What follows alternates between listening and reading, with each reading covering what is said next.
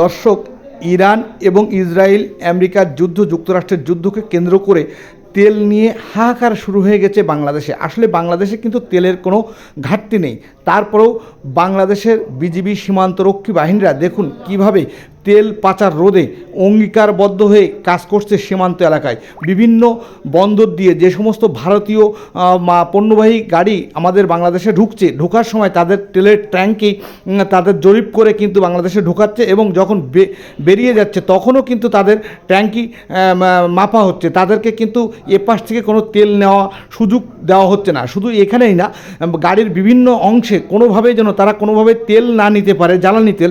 সে কারণে কিন্তু সীমান্তরক্ষী বাহিনী শুধু গাড়িতে নয়, বন্দরে নয়, বিভিন্ন স্থলবন্দর এলাকায় এবং সীমান্ত এলাকায় কিন্তু জোরদার করেছে নজরদারি।